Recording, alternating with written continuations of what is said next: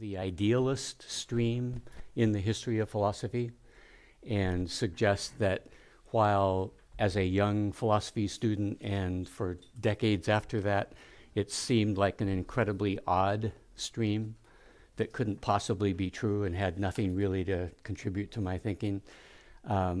What I have discovered in latter years, the more I have understood the Bible, I would argue, the more I realize that the Bible is also has an idealist worldview. And that's what I want to talk about. So, and there are particular things in 5 different philosophers, is that 4 or 5 philosophers, that I want to look at, particular doctrines that I think dovetail very nicely with the biblical worldview. Now, what I'm calling the biblical worldview is admittedly controversial. It's the biblical worldview as I understand it. But I am more and more confident, more and more convinced that I am understanding it correctly, and that if there's any one thesis tonight, it's if there are all these intelligent people in the history of philosophy who didn't have a problem with idealism, then maybe we shouldn't either.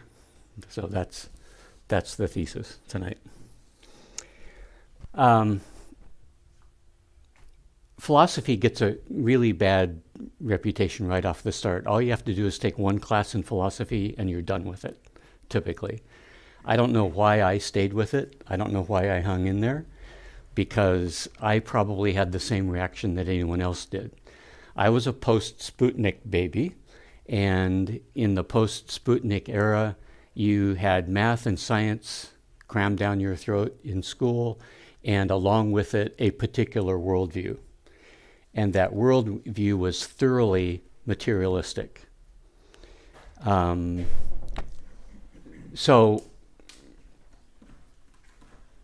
my worldview coming into the philosophy classes absolutely clashed with so many of these philosophers that we were reading.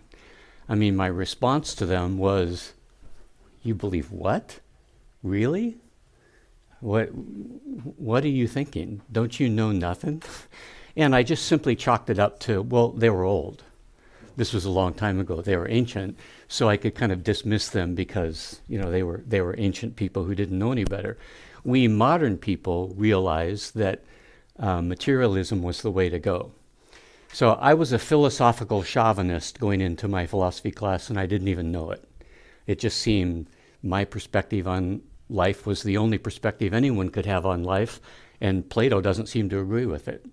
So all the worse for Plato. He must not know what he's talking about. My worldview, as I said, was a materialist. However, I was a Christian. So how do you reconcile materialism and Christianity? Well, you have just a weird kind of materialism. There's 2 kinds of material. There's material and there's immaterial material. There's material matter, physical stuff, and there's immaterial matter, that is, spiritual stuff. So the physical stuff, that's what the physical world is made up of. It's made up of all kinds of physical stuff. But then you have a whole nother realm. God, angels, heaven, demons, Satan, whoever you want to put in there, those things that are real and that exist, but aren't made of physical stuff, they must be made of a different kind of stuff, right? Because everything has to be made of stuff. Everything has to occupy space. So if it's invisible, intangible, then okay. It's matter, though. It's just a different kind of matter. So that's how I reconciled my Christianity with my materialism. I was a thoroughgoing materialist, but I had to believe in a whole nother dimension, a whole nother realm, a whole nother place besides the physical world that I inhabited. Well, in the materialist worldview, I'm down to 121 AB, if you're trying to follow. In the materialist worldview, the question is, what's ultimate in that worldview? Well, what's ultimate is stuff. The nature of stuff is what governs, determines, and dictates who I will be, what will happen to me, how I will behave, and so on.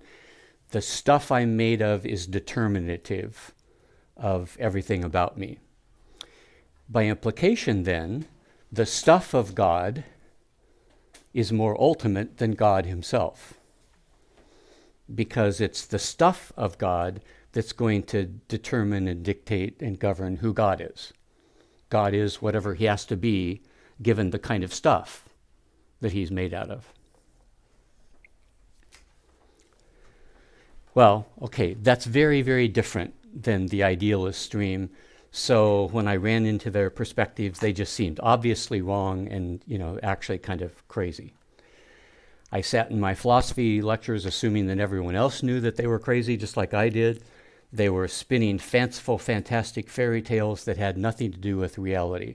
So your typical student back in the day, I don't know what it's like these days, but back in the day, your typical philosophy student took one philosophy class and said, this is absolutely irrelevant. This is a waste of time. I don't know what we're doing here, and walked away from it completely.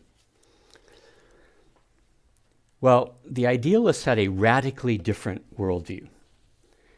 The idealist had the perspective that it's not stuff that's ultimate, it's ideas that are ultimate. Ideas are not things that occupy space. Ideas are things that can be comprehended by minds. And things that can be comprehended by minds and rationality, they are more ultimate than stuff, which occupies space. So it's the ideas that govern who I will be, what I will do, that kind of thing. It's not stuff that dictates that. So very much in tension with what were the assumptions of modern science, or the assumptions of science at the time that I was in school. So the distinction that needs to be made is not between spiritual stuff and physical stuff. It's not that God is spiritual stuff rather than physical stuff. Rather, the distinction that needs to be made is God is the mind that generates and holds and apprehends ideas, while all of created reality is an instantiation of God's ideas. Okay? You see the difference? It's not that God is just another bigger, more powerful version of me made of a different kind of stuff. It's that God is the mind and we are the ideas generated out of God's mind. Now, I don't know how you respond to that. If I were hearing me say this when I was 25 years old, I would have rejected it out of hand. This is ridiculous. This is stupid. You're silly. Everybody knows that. Because, in my mind, that would mean that I don't exist, really. Is that what you're saying, Jack? Well, we'll look at that in a second. So it took me a long time to make the transition. But as I came to understand the biblical worldview better, I came to understand that the Bible was advocating exactly that kind of concept of God. So it was advocating a kind of idealism, not materialism. In the development of my understanding, in fact, it was my understanding of the Bible that helped me understand the history of philosophy rather than the other way around. I didn't understand philosophy and then come along and read that into the Bible. Actually, it happened the other way. The more I wrestled with, because I've spent more time in the Bible than I have in philosophy, the more I wrestled with what the Bible is saying and what it's teaching and what its worldview is, the more I came to understand who God is and his relationship to created reality, the more I realized it was like that mind-idea kind of relationship. And the more I understood that and the implications of that, I'd look back at someone like Plato and Leibniz and Hegel and Berkeley and Malebranche that we'll look at today and went, wow, they weren't as crazy as I thought they were. They're not saying anything that the Bible actually is not saying and hasn't been saying.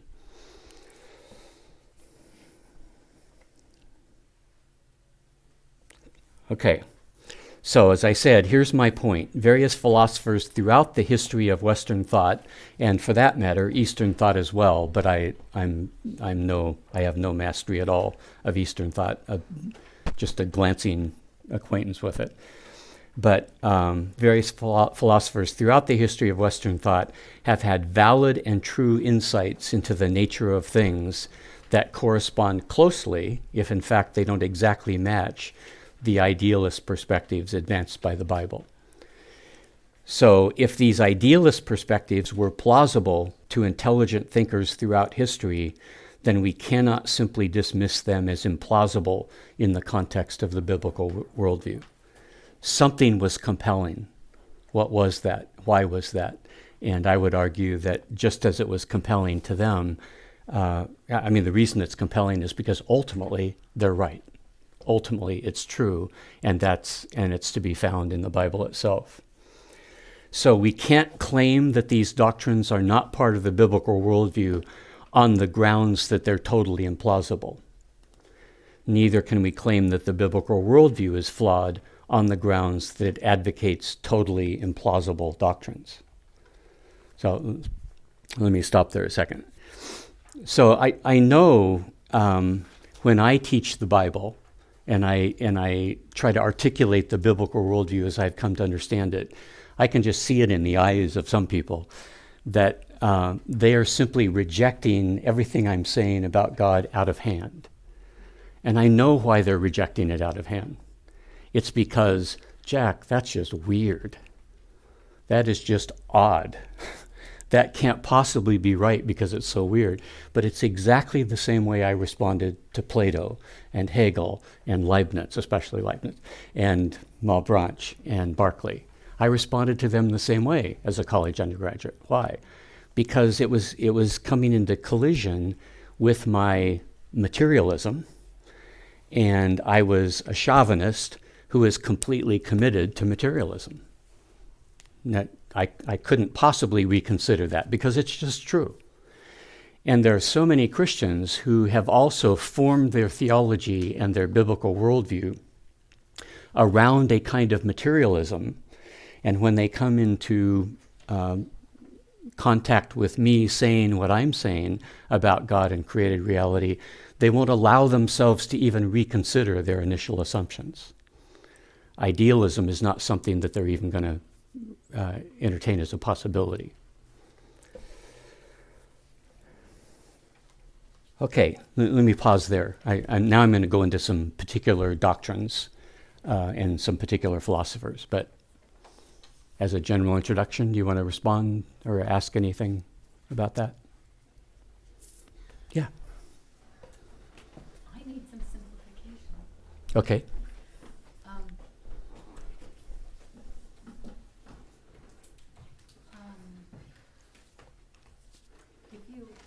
Would it be possible to leave out the words materialism and idealism and describe what some person walking in here who thought you were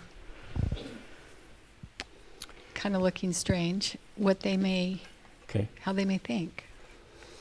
Well, maybe get at it this way.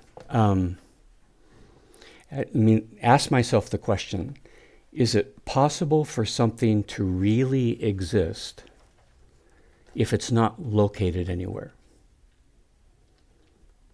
If it doesn't take up space, if it doesn't occupy space? Could it be real? Could it be a thing? Could it have being if it doesn't occupy space? The materialist is going to at least be inclined to say, well, no, not at all. I did an experiment once. I was driving down the street and my children when they were younger, I said, I have a question for you. Is justice real? First I had asked them about some concrete things. Is that real? Are cars real? Are dogs real? Are cats real? Yeah. Is justice real? I think I used justice. Might have been love, but something abstract. And as I thought and as I expected, they were caught They didn't want to say no, but they couldn't bring themselves to say yes either, right? Because, well, where do you find justice? Where is it? In the bedroom? Is it in the living room? I mean, what space is it occupying? It's not made of stuff such that you can find it in any particular location. It just seems to be nowhere, right? And yet we can't bring ourselves to say it's not real. So we're kind of stuck. Well, Plato was the first philosopher to come along and say, is justice real? Dude, can you get more real than justice? Justice is the most real thing of all, is among the most real things of all. See, so he inverts it, he puts it on its head. It has nothing to do with occupying space. It has everything to, well, what does it have to do with? I'll talk about that in a second, but it has to do with something else. So justice is just an idea, right? And you can't put it in a box and stick it in the cupboard. It's just an idea, but it bees better than any concrete thing bees. It is more than anything else is. I've waited so many years for those kinds of phrases. I just missed my time to say those things out loud. It's such a Jackianism, I don't know how to even do it. So you would say that most people or many people wouldn't believe in the reality of things like love? It seems to me that what's confusing to me is I do believe so. Well, they're going to believe it at the street level. But once they get into the philosophy class where what you're actually asking is, what is the nature of the being of these things? They have been trained to think the nature of the being of things that's real is it involves stuff. And so then, although of course they think justice and love are real on the one hand, on the other hand, are they real the way this is real? Well, no. No, how can it be? Because if you kick this, it hurts. If you kick love or justice, it doesn't hurt. So it's more when we're actually being pressed to ask the philosophical question, is what kind of being is the being of this thing? That's where the confusion begins to come in. But, you go out on the street, interview, is love real? Of course they're going to say yes. It's a phenomenon to be dealt with, and it's a phenomenon that we experience. But what kind of being does it have? That's the question the philosophers are asking, and that's where they get confused. So let's take God. So what kind of being does God have? Notice when you were a kid, and when as a kid you ask, where is God? What was the answer you got? Not nowhere, right? Everywhere. That's big. That's really big.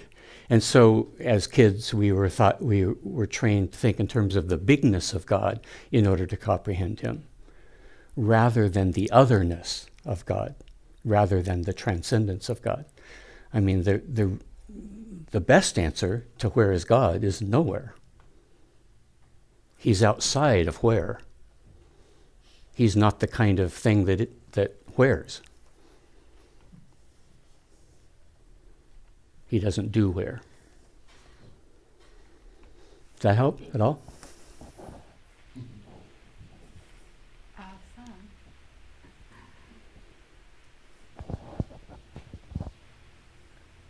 I think I'm uneducated enough to wonder why I'd even want to ask that question. Okay. Thank you, Toby.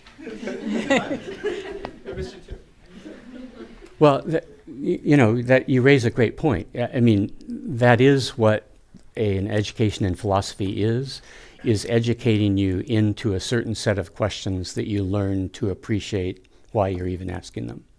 That's true. It's not all of them are automatically obviously interesting or obviously relevant. Now, I think in this question is highly relevant, because we don't know God if we know him the way we have been steered to know him, as made of God stuff.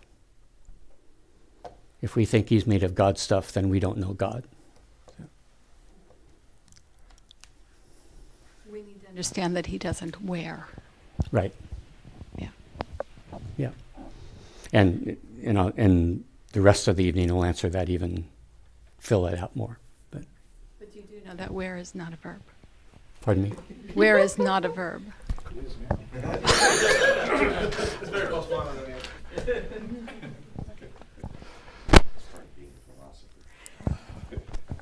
Okay, anything else? Okay, so I have 8 insights by idealist philosophers in the history of Western civilization that I think dovetail nicely with the teaching of the Bible. And I'll take them up each in turn, and in the process I will talk a little bit about specific philosophers who I think contributed to this. One doctrine: the nature of the ultimate being and its relationship to the reality we experience is that of a mind to its product. Now, Plato is one, but almost all of, arguably, you could say that was true of every idealist who basically espoused this doctrine. You do need to make a distinction between someone like Bishop Berkeley, that we'll talk about in a second, who believed that everything that exists because it is currently being apprehended in the mind of God.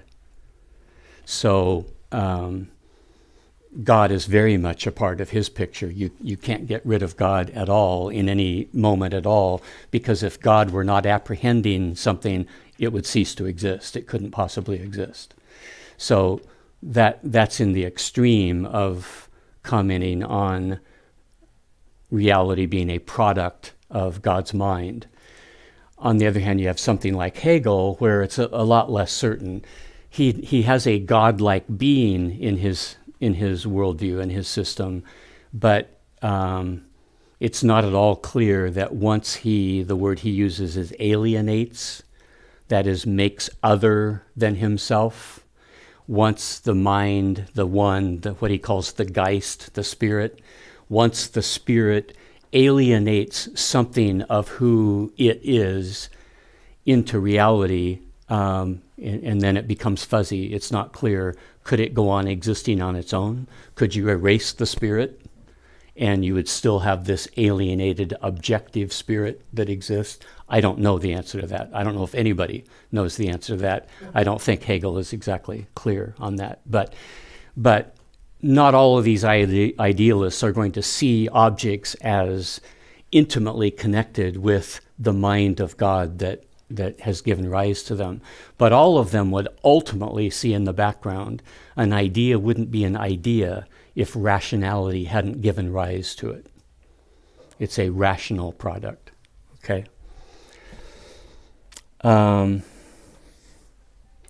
With Plato, there's a famous doctrine, so if you've had any philosophy at all, I'm sure you've run into this, but he has the famous doctrine of forms, or sometimes it's called the Doctrine of Ideas.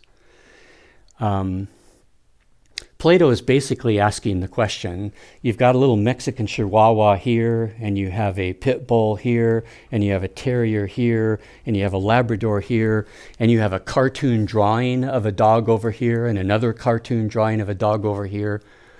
And any kindergartner would look at all of them and go, dog. That's a dog. So Plato's asking the question, a Mexican Chihuahua and a Saint Bernard, they're like the same? Why do we conclude that? Why do we see that? Why do we think that way? What could they possibly have in common? And he says the answer to that is dogness. They all share dogness. They're all an instantiation of dogness. They all participate in dogness in some way. So there is this reality, this thing that is real, that they all are connected to somehow.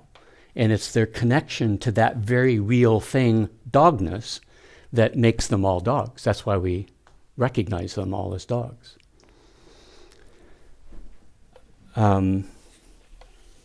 Now, where does that come from? Well, Plato has a godlike figure in his system. It's the one, the good, the beautiful. He has lots of different names for it, but the singular being that is ultimately the ultimate being out of which everything that exists. But the highest form of being under the one, the highest forms of being under the one are the ideas. And then where it really gets odd is Plato has this weird view that the ideas, dogness, is more real than the dogs. The dogs aren't really real. It's dogness that's really real. Now that really threw me the first time, because as a materialist, I mean that's so counterintuitive. No, of course not. The dogs have to be more real than the idea of dogness. The idea of dogness is an abstraction, and we call it an abstraction precisely because we mean it's not a concrete reality, which is to say it's not real, not a real reality, right? He inverts that. Now, why does he invert that? Because Plato is less concerned about, for him, for the materialist, what makes something real is you can kick it and it'll bark. That's what makes it real. You can't kick dogness and make it bark. But for Plato, what makes something real is that it's not vulnerable to going away. It's not vulnerable to ceasing to exist. You can kill a chihuahua, and ultimately, I don't want to get violent here or anything, but I mean, you can ultimately reduce it to non-existence and other substance like ashes, something like that. I mean, you can get rid of a Mexican Chihuahua or a Saint Bernard, but how are you going to destroy dogness? As long as the idea of dogness in the world, some genetic engineer with a little DNA can make another one.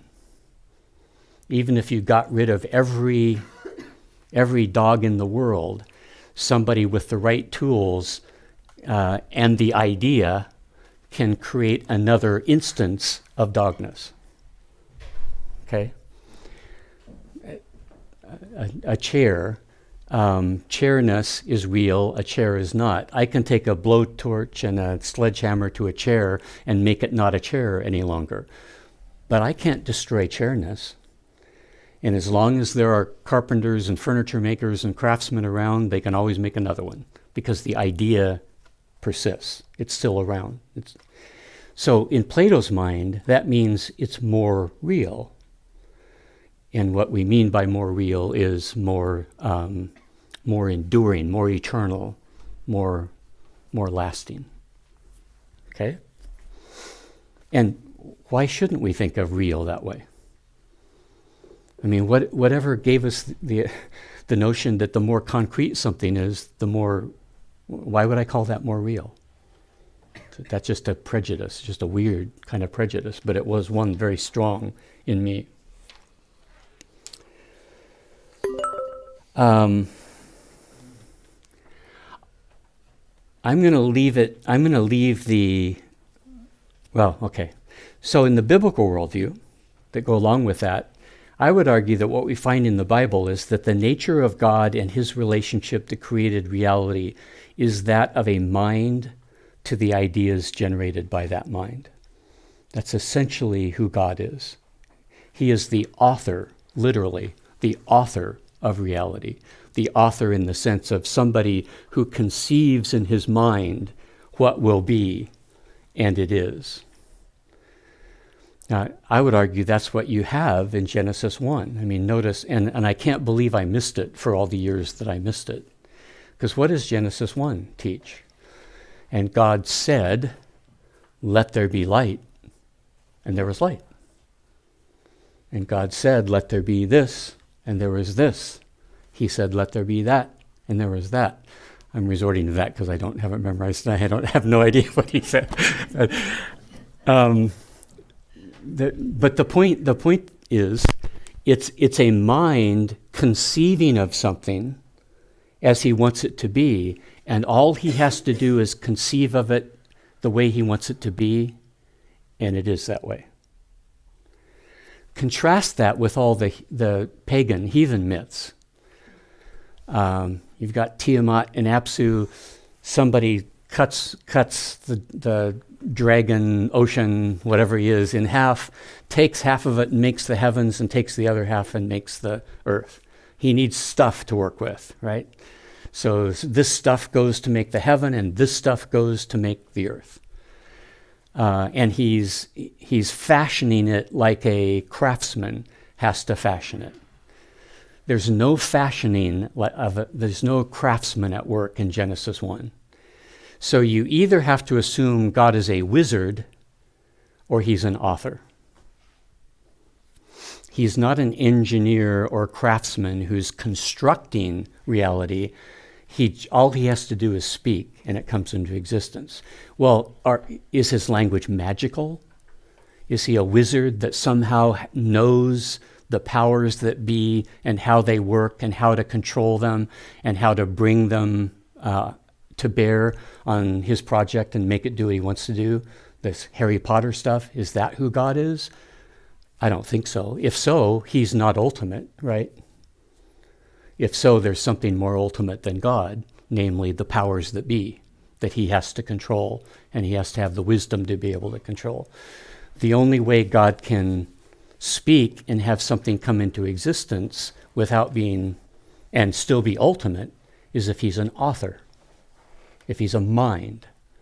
He's a rationality, reason with an imagination, who simply imagines what he wants to be, and it is. Okay? So I would argue that the biblical worldview in that regard is just like, sees the same relationship between concrete reality and higher things that, how should I put it? The ideas and concrete reality in Plato is comparable, is analogous to God and reality in the Bible. Okay, second doctrine. The nature of reality is such that it can have no existence apart from the mind that contemplates it. Well, Bishop Berkeley is famous for this doctrine. Bishop Berkeley is the punching bag in the history of philosophy. We still don't read him in the Gutenberg curriculum, do we? No. And the only reason you would study him at the university would be to laugh at him, is for comic relief, because nobody takes him seriously. And there's good reason, because he's famous for two things: his absolute idealism and tar water. He thought tar water would cure every ill. So he probably was a bit of a quack. I don't know. But he's treated unfairly in the history of philosophy. Berkeley noticed something very, very significant. It was very insightful. At the time, everybody is thinking that, what is this? This podium is matter with certain attributes. A matter that has certain attributes. It has a certain shape, it has a certain texture, has certain color, certain sound when you wrap it. I mean, you can go and you can discover and define all the different attributes that characterize this particular, what is this, podium? And someone like John Locke, for example, thinks of those attributes as like, if the matter is a pincushion, then the attributes are the pins in the pincushion, right? So you've got an underlying thing, but this thing that exists has these particular attributes. You following me? Color, texture, whatever. Well, Berkeley points out, well, I can see the color, I can feel the texture, all the attributes come into my sense perception, but try as I might, I never have any experience of the underlying matter. So why do we even believe that it exists? Who says that is a thing with attributes? Maybe it's just a collection of attributes, period. Now, we know why a materialist needs for it to be a thing with attributes, because it's the material, the stuff, that makes it the thing. If you take the stuff away, it ceases to be a thing. Then it's just like an idea, right? Which is exactly what Berkeley argued. So everything ultimately is just an idea. This podium is an idea. And I come into the room and I see the podium and I have the idea through my perception. In my perception, it forms the idea of this podium, and that's all that's going on. That's all that it is. It's just an idea that's entered into the experience of my consciousness. There's a supposedly famous refutation of Bishop Berkeley by Samuel Johnson. He got up to the podium and he said, "As for Bishop Berkeley," and then he kicked the podium, said, "There," which misses the whole point entirely. And that's what's been happening to Berkeley ever since then. Everybody's just been kicking the podium and saying "there," when in fact, Berkeley has had an incredibly brilliant insight into the nature of reality. Why do we smuggle this thing in, this stuff in? It's just an idea. Of course, everybody thinks they can get Berkeley because, but are you seriously saying, George, that if I leave the room, the podium's no longer there? And George is smart enough to say, well, no, duh, God sees it. Everything exists has to be apprehended by some mind, but there is a mind that is always apprehending everything, and that's God. Well, I would argue that in the biblical worldview, the nature of created reality is such that it has no autonomous existence. It is of such a nature that it could never exist at all were God not conceiving it. If God were not apprehending the reality that we're all a part of, including me, if God were not apprehending me as an idea and a concept, I wouldn't just be lonely, I'd be non-existent. I couldn't exist if God did not imagine me into existence, think me into existence. Okay? Well, that's very much like what Berkeley was trying to say. And frankly, I think one of Berkeley's motives, he was a bishop in the Anglican Church, I think one of his motives was apologetic, because if what he's saying is true, then what an argument for the existence of God there is. Reality exists, therefore God exists. And I think that's what was motivating him.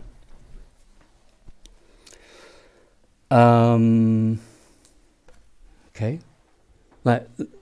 Any questions on the first 2 points or comments?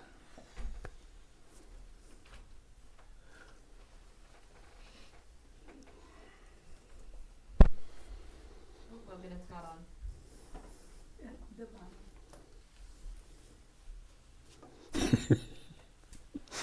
Thank you.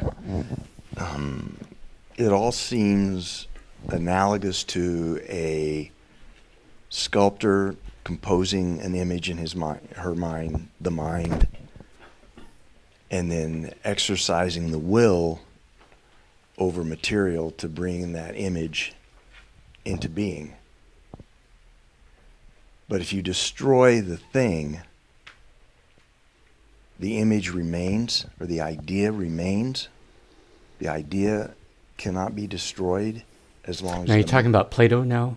I think. Okay, right. As long as the mind exists, the image remains intact, or the idea remains intact. Mm-hmm.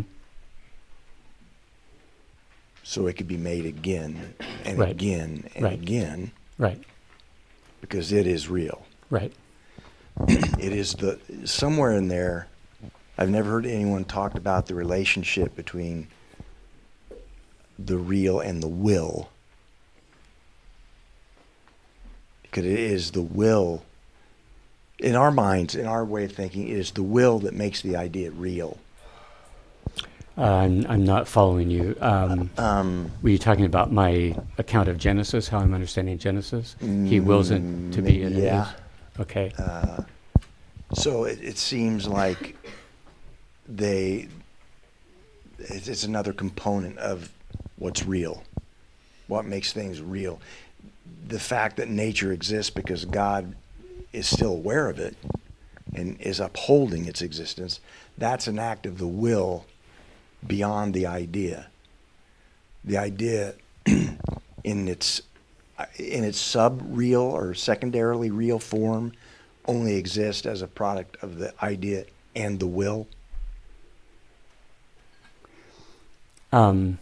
Yes, but let me wait on that. Let's Okay. talk about Malebranche first, and then we'll have more to work with here. Yeah.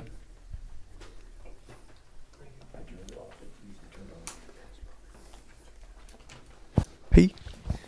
If we give you enough time, you might come around to like Marx too, hopefully, because he's really mired in the ideal over the material. Marxist? Mark, of course, he's a Hegelian, inverted slightly, but in some ways, like if we can test, He's a stuffy Hegelian. he is very, but he has his charming moments. Yeah. He has his charming moments. He gets a bad rap sometimes.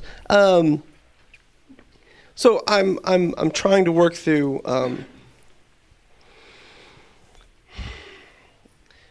I like philosophy, and I am with you on the materialist being suspect. And I think also when I read Freud and Lacan, I'm okay with there being abstract things like trauma and pain and memory and justice. So when I look at the formations of our identity cycles and how we come to what we think is believe, there are the non-material seems to play a more influential role.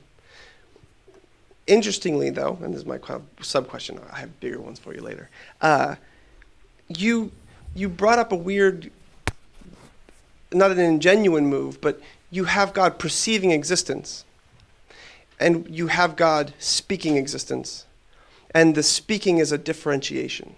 The speaking comes and makes a differentiation between two qualities. So I'm just going to wonder, I mean, I'm cool, I'm tempted to suspect that if we give you enough time, we'll be fine, but when we get into language and we get into how we know concepts and how we can articulate ideas, the otherness, the alienation we have in relationship to sort of singularity, in relationship to, like, I mean, the Platonic forms, I'm not going to take Aristotle's position, but as we move into more current trends of thinking, the differentiated nature of existence becomes essential. And even so, the differentiated nature of God and his own rationality as it comes into play becomes more as essential as understanding how the world unfolds as a sort of like singular positing that God's a sort of... So I like that we've moved from materialism to idealism, and I'm cool with that move. And if we push the move farther, we get into sort of linguistic complexities that make differentiation. And when you said God is the other, like the Hegelian alienation, I'm on board with pushing that alienation into a much broad, like the God of not anywhere, which almost sounds terrifying now that I've known you for so long, because we almost agree there. So I'm on your side. I'm wondering how God spoke and therefore created differentiation, and we come to know via differentiation, not through a sort of the way you're picturing. It's like all our kind of ideal singularized things, as opposed to my experience of knowledge and understanding, which comes out of language, which is like a fragmented, shattering. God forbid people use the word postmodern in this hallowed room, but you get the idea of where I'm kind of coming from, like the sort of like after Heidegger thinkers who are much more interested in how things don't work and break down and are much more complicated. Get the idea?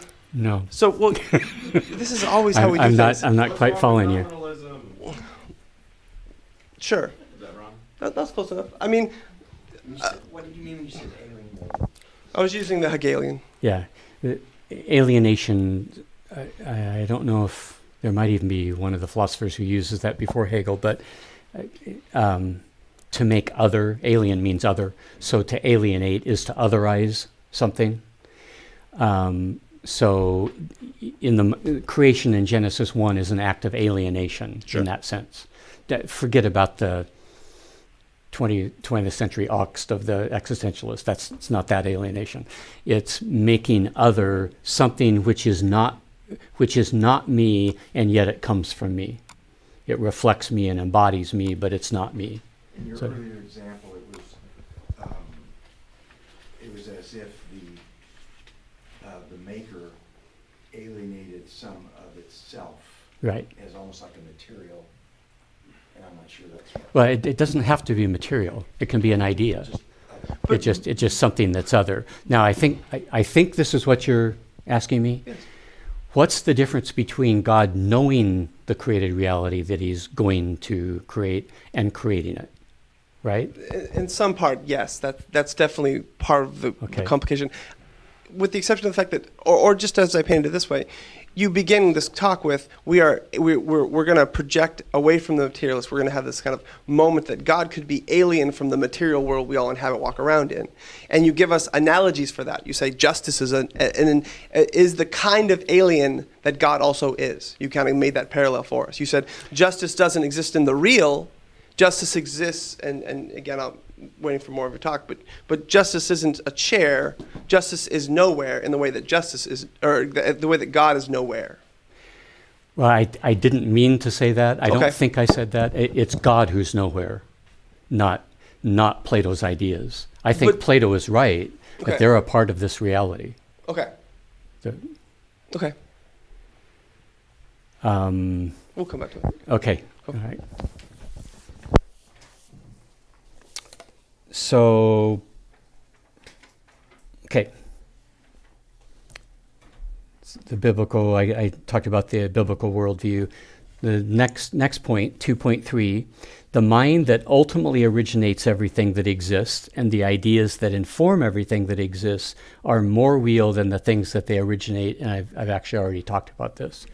So in Plato, what's real, the ideas, things in the concrete world barely have reality at all. They barely have being at all for Plato. They're on the borders of non-being, which just seems weird. But you see what he's saying?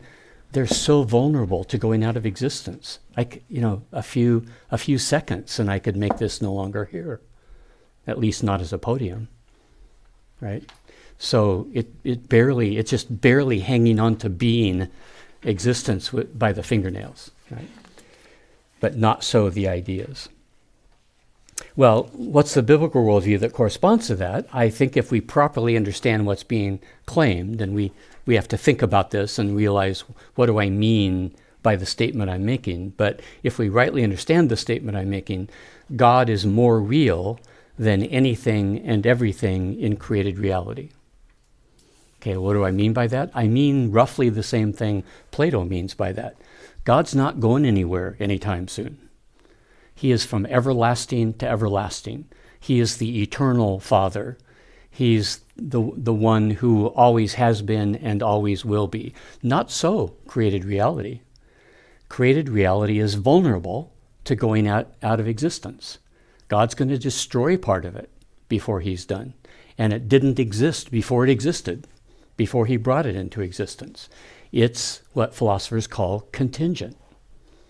It doesn't exist necessarily. It only exists because, as it happens, God decided to give it being and give it reality. But it's as it happens, he decided to give it reality. He didn't have to. It didn't have to be. But not so God. God didn't have the option not to be, because God is God. His existence is necessary. So that in Plato's conception of reality, that makes God more real than created reality is. Okay, the fourth one, 2.4, the rational mind that brought reality into being brought a rationally coherent reality into being where everything is rationally connected to everything else. Okay, there we get Leibniz. Leibniz is one of the most bizarre philosophers that you ever read in the history of Western philosophy. At least it strikes you that way. But the guy's brilliant. I mean, the guy is just incredibly brilliant. And it wasn't until recent years that I came to see how brilliant he was. He's exactly in touch with the reality of our lives and our situation. But this is going to sound funny. He wrote a book called Monadology. Monadology. And he said that everything is made of monads. What are monads? Little onesies. Little units. There's just all these little ones, and all of reality is composed of a bunch of little ones. Now, what are these little ones? What are they? Well, they are basically the idea of all of the rest of reality, or of all of reality. They have, it's all these little ones. It's as if they perceive everything that has been, everything that is, and everything that will be, from their own little unique vantage point, if you will. So I mean, the cells of my body are themselves probably little monads, which are made up of smaller monads, and the cells of the body are made into organs, which are monads. And then finally, there's a controlling monad, which is my soul. So my soul is the controlling monad of this whole mix, this whole collection of monads. And all of reality is chock full of monads, from the smallest little things, from the one-cell organism you look at in the microscope and smaller, to the most magnificent things in the cosmos. They're all made of monads. Now, what's behind that? What is he trying to suggest? Monads don't make contact. They don't interact. I mean, they're not physical. They're ideas. They're not physical objects that collide and work on each other and connect with each other and that kind of thing. If you were to come and hit me in the face with your fist, there's two things happening at the same time. The history that is built into your monad is causing you to do what you do, and the history that is built into my monad is causing me to do what I do, that is, duck or flinch or whatever it is that I do. And your monad never makes any contact with monads, doesn't make any contact with mine. They don't physically interact or connect or make contact at all. It's just a set of ideas, and as it happens, because God is the author of everything, or the creator of everything, it's all in perfect harmony and in perfect sync. So I don't duck too early to make me look silly or to make you look silly. I duck at just the right time to make it look like this is an interaction where you're throwing a fist at me and I'm getting out of the way. But you're not causing me to do what I do. What's causing me to do what I do? My monad. And what is a monad? It's the conception of who I am. Well, where's that going to come from? An author. Who conceives of characters? The author. He doesn't call it an author. That's my language. But God conceives of independently. Each and every creation has a very, very specific definition, if you will, of the concept of that individual thing. I'm going to talk about individual people, but you could apply it to things in the world as well. Each individual person has a very discrete and distinct definition of who that creature is. And the definition of who the creature is actually contains the entire history of the individual. So Leibniz quite famously said, if Caesar had not crossed the Rubicon, it wouldn't have been Caesar. So you follow? Each and every decision, choice, action that an individual human being takes is part of what defines who that individual is. And so in a sense, Leibniz believed in logical determinism. That is, everything is determined out of the logic of the definition of what he created every individual, the definition of the individuals he created. Because their definition basically involves their entire history. Every choice they make, every response they make, and so on and so forth. Well, okay. So, if we look at what does the Bible say?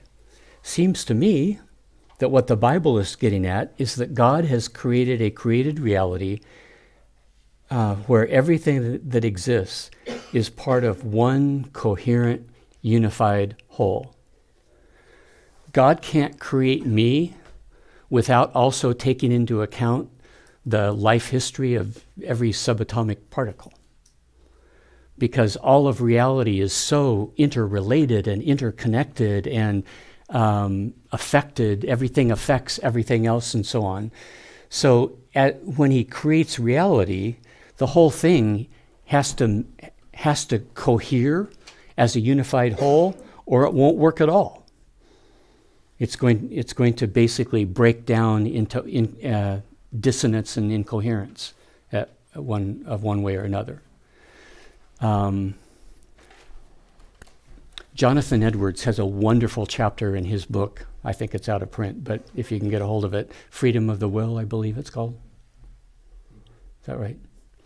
He has a chapter in there where he's talking about how it makes absolutely no sense, the theologians who try to argue that God is sovereign and he controls some things in his sovereignty, but he makes room for free will. So some things are done out of freedom, but other things God, sovereignly controls. And he has a wonderful chapter where he talks about how incoherent that is. That can't possibly work. Because if there's any room for freedom at all, the whole thing will break down. Because so many things are dependent upon other things. If this goes this way, it affects this other thing, which affects this other thing, which affects this other thing, which affects this other thing. If my parents didn't make the choice that they did, I wouldn't be here lecturing you. If my parents didn't decide to get married and have children, I wouldn't be here. I mean, just something as simple as that. And that's just one of zillions of things that get transformed by a single, simple choice that a human being makes. Everything else is different if I make this choice rather than this choice. And he does an excellent job of kind of illustrating that point. Well, why is that true? Because of what Leibniz is saying here. Everything that God has created is connected with everything else and is in harmony, in rational coherence, unified with everything else. And you can't take it apart and treat individual parts as if they're somehow not part of the the rational picture. They're not determined by the author. They're not conceived of by the author. They're just sort of random noise in God's universe. It won't work. That's not the way reality is. Reality is a coherent, rational, unified, integrated whole. And Leibniz saw that better than any other philosopher, I think.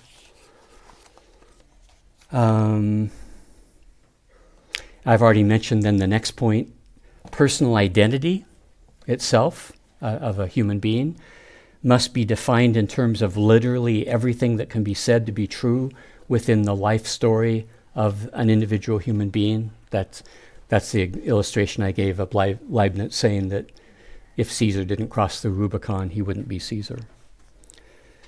Similarly, I would argue in the biblical worldview, God has created individual human persons to be the center of a coherent narrative with respect to which they are the center. So when God created you, he's not creating a human unit, and whatever happens to you as a human unit is going to happen to you as a human unit, and you're going to determine that, and circumstances of your life are going to determine that. When God created you, he created a story, a narrative. And every part of that story God had in mind from the very get-go, from the very beginning of creation. There is nothing, that's why the Bible takes the perspective, nothing happens by chance. Everything is purposed, everything is purposive, and it all works together into the greater whole that God is creating. Now, we like to think, well, what about all the junk that happens? What about the sorrow? What about the grief? What about the bad stuff that happens? Surely God didn't purpose that.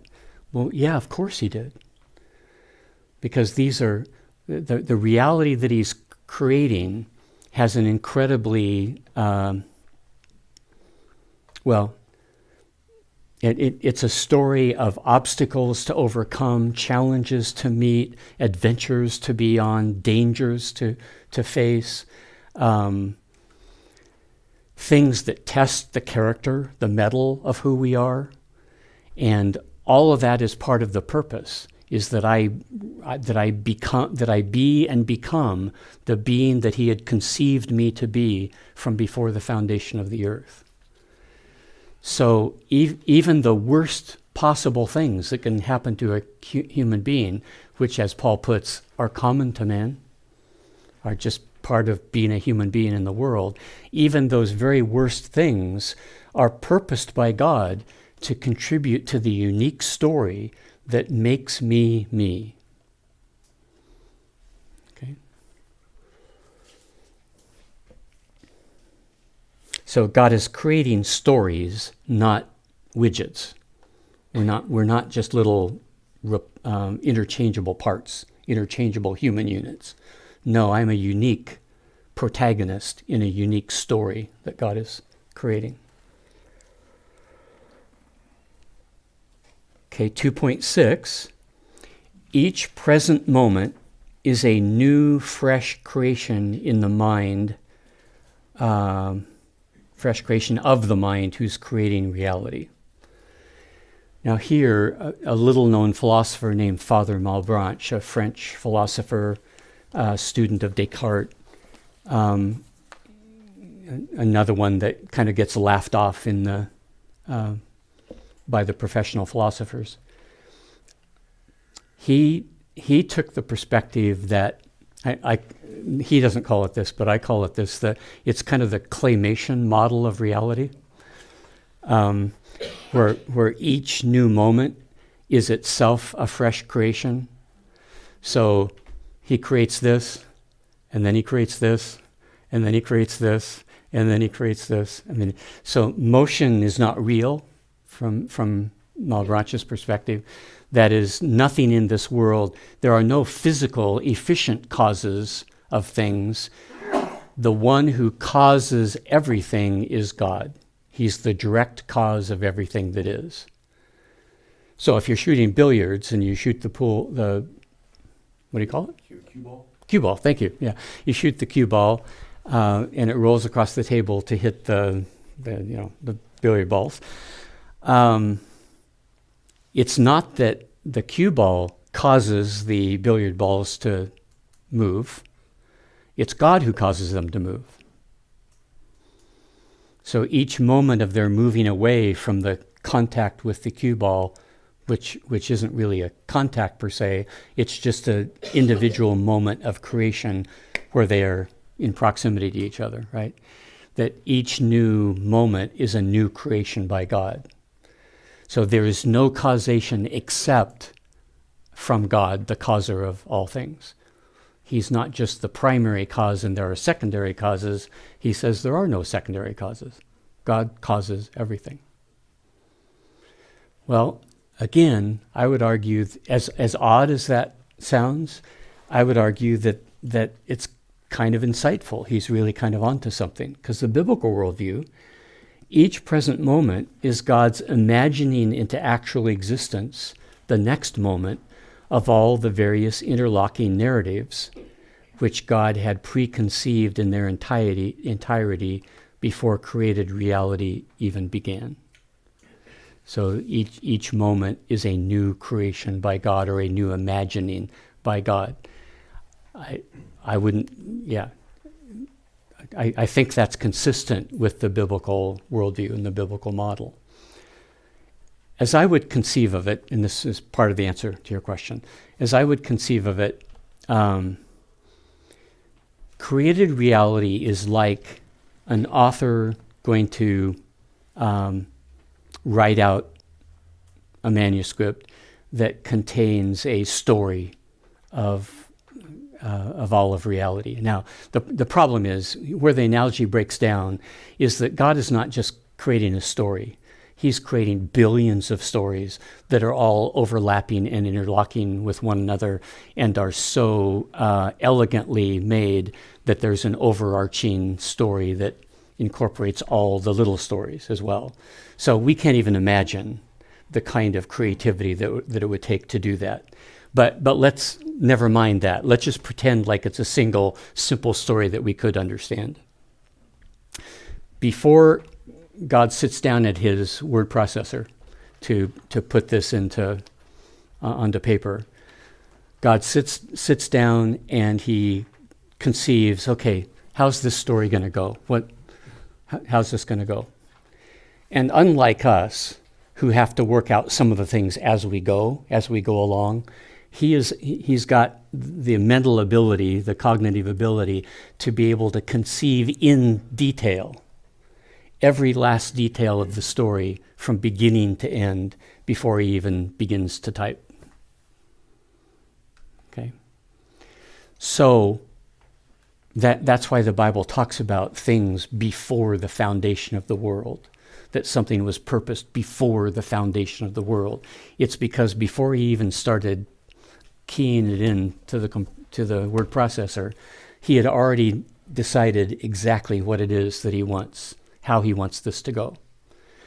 So as we sit here and as I talk, God is at his keyboard keying in every hand motion. It's hard for him to keep up, I know. Every hand motion, every expression, every little detail of every aspect of every one of our lives, he is making that into a reality as we speak. The present is analogous to him typing it into the keyboard. So there is an ontological distinction between what God has preconceived and what God conceives, I think. Okay. So I think there is an ontological distinction. I know what that is from my standpoint. I don't know what that is from God's standpoint. And how could I? I don't know how I could. But Do you even know that it's singular, though? Singular, what do you Do you mean? even know that it comes to a sort of unity? I mean, you assume a unity in the rationality of God. In fact, you keep using the word rationality as if it's a unity. What is unified? What's The damn microphone. I didn't turn it on until after I. after you said that? I've come a long way too. Good. So.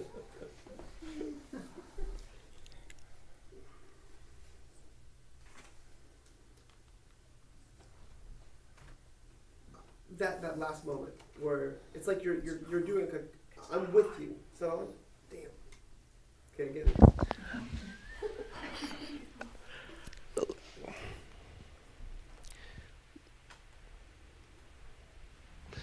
So, coming at the issue from like a Kierkegaardian perspective, what's weird is theologically I'm on your side, and every time you start talking philosophically, I feel like you then assume things into the nature of God that's like a rationality and a unity and a sort of like we can know it kind of and almost know it in a way that we can take it for granted.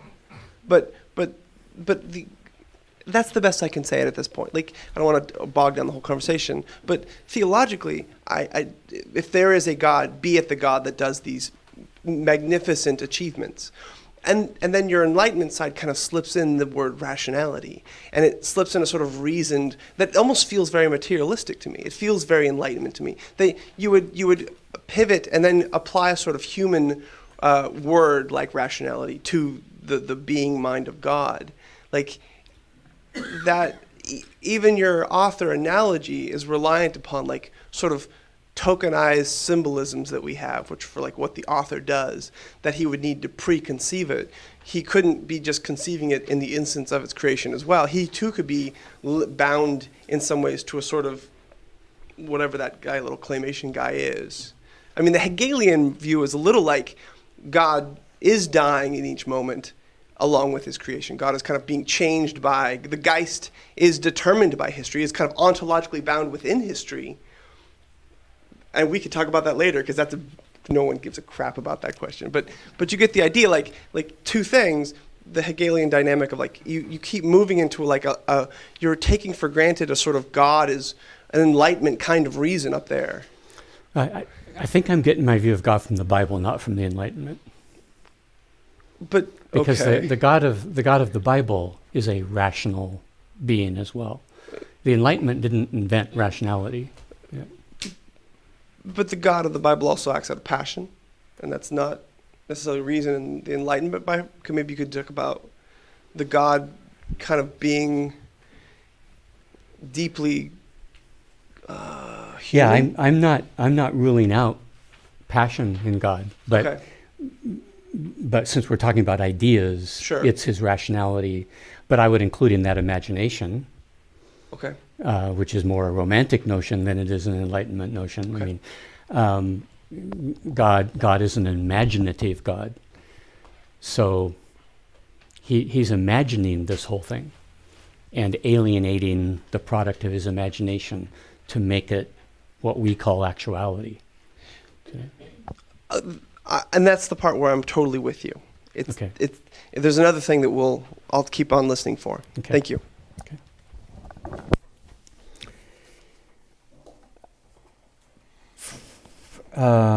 Okay. 2.7. Ultimately, created reality is a grand overarching story which embodies and reflects the nature of the mind that is generating the story.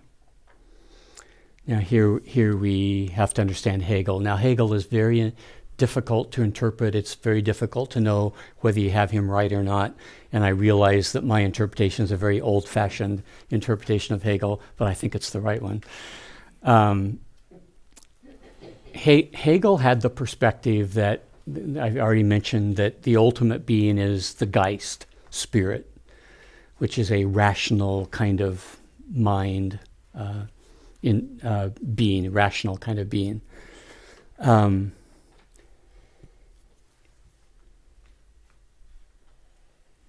The spirit deduces reality. He was really into logic, right? So the spirit deduces reality by positing contradictions, by positing opposites to one another. There's this, and then there's its opposite. There's this, and there's this its opposite. He actually uses the word posit, which is a logical or mathematical term, if you posit something. God posited matter, but if you have matter, then you also have to have its opposite spirit. What I should say is, if you posit matter, then what follows is something that is antithetical to matter. spirit. And then what comes into being is some kind of synthesis of matter and spirit. So that's the famous Hegelian dialectic, if you've ever heard of that. There's the being posits one thing, and out of it grows its antithesis, but then there's a synthesis of both the thesis and the antithesis. And then that synthesis becomes a new posit out of which arises another antithesis, and that thesis and antithesis are synthesized into a new synthesis. And so all of reality comes into being through this kind of logical unfolding by that kind of dialectic, what he calls a dialectic. Thesis, antithesis, synthesis, thesis, antithesis, synthesis, thesis, antithesis, synthesis. So that's where we get matter, that's where we get human beings. You end up getting society, the institutions of society out of that. You get theology, you get philosophy, you get art, all of that unfolds out of that. Well, what is that? Hegel says. Well, he has a really grand story that he believes is being told there. I mean, in his book, The History of Philosophy, he has this claim: philosophy is the history of philosophy, which is just jarring, kind of. But what he means by that is coming to understand reality the way reality is. You have to understand that reality just is an unfolding of ideas. Ideas that generate other ideas, that generate other ideas, that generate other ideas. So he looked at the history of philosophy and he saw these different schools of thought. You know, this school of thought posits this, and lo and behold, another school of thought comes along and posits the antithesis to that. And what happened? That got synthesized, and another school of thought arose out of that was a synthesis of those two competing ideas. And then from that arose another school of thought in opposition that was an antithesis to that. And then later another school of thought came along that managed to synthesize those two ideas. So the whole history of philosophy is an unfolding of ideas as different people and different schools of thought kind of groped along, finding their way toward better and better ideas, right? And what's ultimately going on? Ultimately, he says, the Geist, the one, is coming to know itself. So the whole purpose of reality is for the Geist, that being that was the origin of all this thing, to somehow embody itself in newer and newer and better ideas as history evolved and developed and moved along. It developed better and newer ideas, and those better and newer ideas, as it turns out, is the Geist coming to better consciousness of itself. Well, the part of that I want to borrow, where I think he makes a lot of sense, is the idea that history and everything in it is ultimately, where does its meaning lie? What's the substance of everything that occurs in history? It's an embodiment of who the author is. The author of all of history is embodying in that story and reflecting in that story truths about the author of the story. Not unlike what human beings do, or at least potentially could do.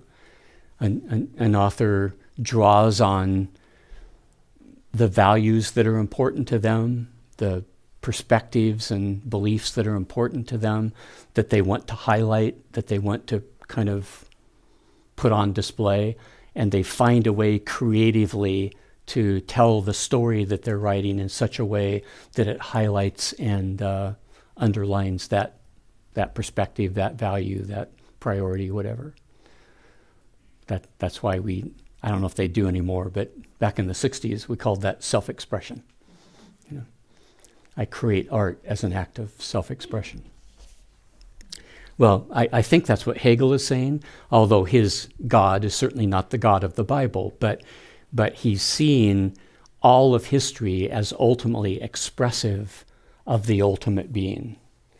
Well, that's what the Bible is saying, I think. In the biblical worldview, what is this history, this reality, this created reality that we're enmeshed in and we're all a part of? It's this story that God is telling that embodies who he is and reflects who he is. So,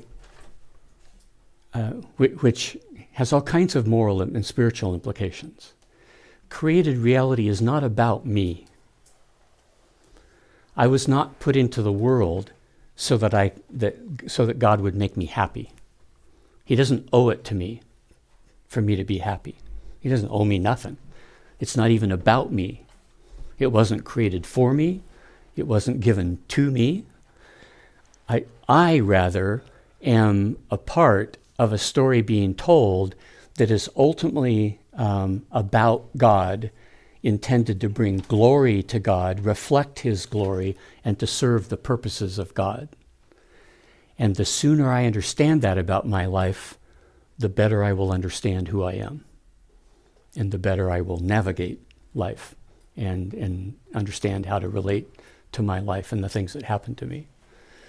Is that I am being used by God to express his glory. One way or the other. You know, it doesn't,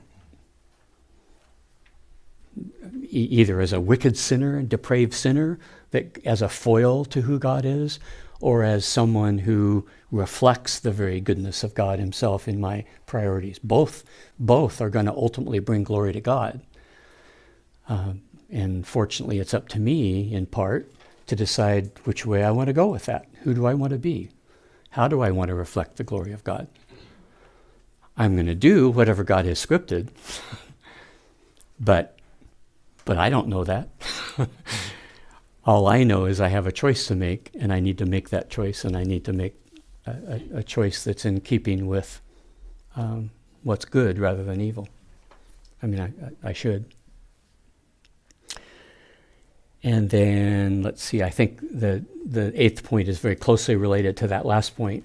The purpose of reality is to alienate aspects of the one principal mind and thereby produce something that embodies and reflects the nature of that one principal mind. I was debating whether to make that 1 point or 2 points, so I've already really talked about that. In the biblical worldview, God created reality, a grand set of interlocking narratives for the express purpose of embodying and reflecting who he is in that created reality. Okay. Almost out of time. Questions? Yeah.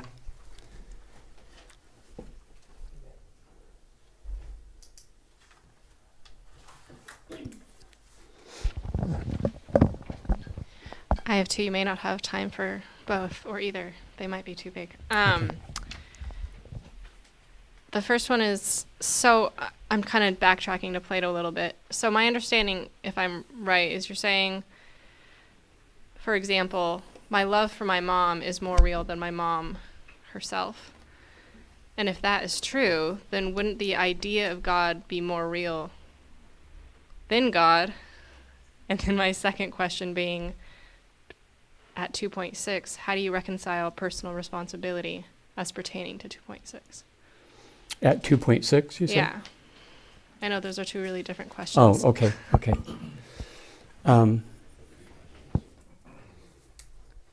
Let me take that one first. Okay. Right. Well, we do exactly the same thing if we write a novel. I'll use the example of the only writing I know. Lord of the Rings by Tolkien. Have you read that? Okay, good. So there are people there are individuals, beings, creatures in that story that are making choices for good and for evil. We praise the good, we blame the evil, we hold them all accountable and responsible for what they're doing.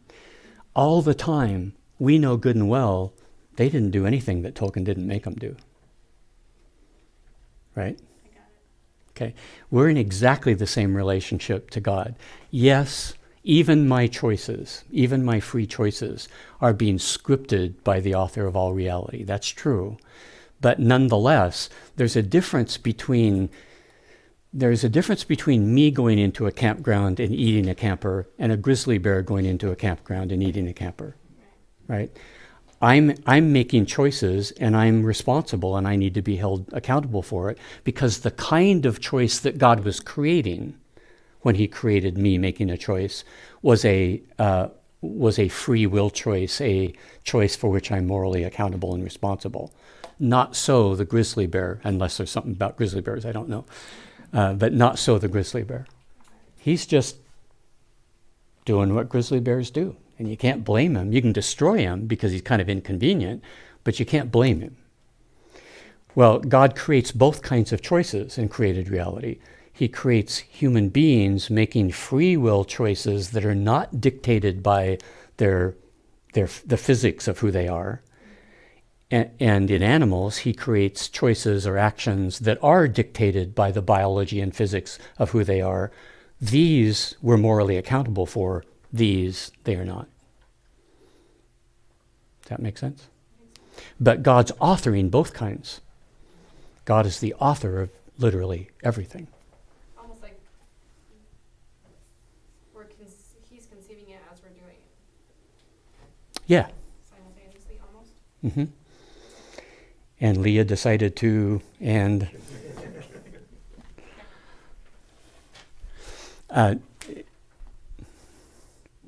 those passages in Crime and Punishment where Raskolnikov is, trying to justify his murdering, first trying to decide whether to murder the pawnbroker and then feeling his guilt afterwards. Those are long passages. But what do they represent? The kind of inner workings of the mind and psychology of a human being, of an individual. The whole thing's scripted by Dostoevsky. Raskolnikov can't think or feel anything different than what Dostoevsky is making him. But, I don't look at that and go, oh, come on, you're not, Fyodor's making you do this. I'm still enthralled by it because it's the inner workings of a human person that I'm seeing on display there. Well, the inner workings of me are still very, very, very real and very significant, even though when all is said and done in the final analysis, there's an author of me who is scripting everything that is I'm experiencing and everything I'm thinking, everything I'm doing. Now, your first question, is your love for your mom more real than your mom? Yes. Followed by, Yeah. would that then mean that the idea of God is bigger than God? That's how I was trying to reconcile Plato versus the God view. Okay.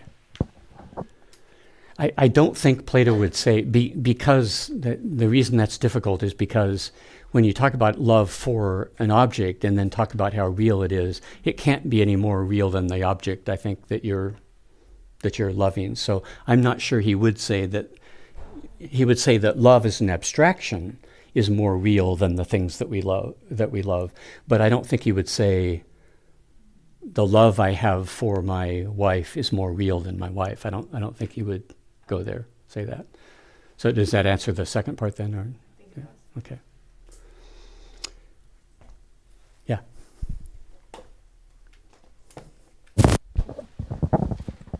So I'm always trying to bring things down to this more simple form that makes sense to me. Okay. So I'm looking at your whole lecture, and this is what I came up with. In the very beginning, you said if a child says, "Where is God?" or "What is God?" We might give an answer that says God is big. you said it isn't that God's big. God is, what's the word you used? I would say transcendent. I don't know if that is the word I used, but he's transcendent. Oh, other is the word I used. Other. He's other. Yeah, there was another word. You said nowhere. Oh, nowhere. Okay. Yeah, but there was another. Anyway. And he's everywhere. He's all. That's what I'm hearing in your lecture today. That God is all in a similar way that if I was talking to a Native American who says that a rock is God, God is all of created reality.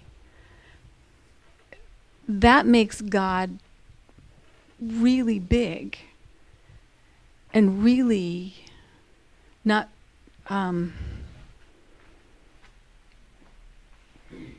it is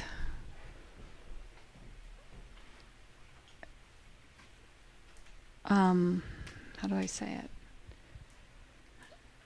You've expressed something tonight that has made God that everything to me in a way that's really impactful. Okay. I guess that's where I'm going. Yeah. The only thing that I would qualify that, it's not that the rock is God, but God is in everything. That is, Okay. his purposes, his Yeah. what it is that he wants to express is in everything. Yeah. Okay. Yeah. And he made that rock as one of the stories, Exactly. just like he made me as one of the stories. Exactly. It has, and so that makes God, even opens up a more transcendent God in a very practical way to me tonight, because I was going, like, so what? Yeah. And that is the so what to me. Yeah. Okay. Yeah. Good. Okay. I need to let you go. Thanks. I'll hang around.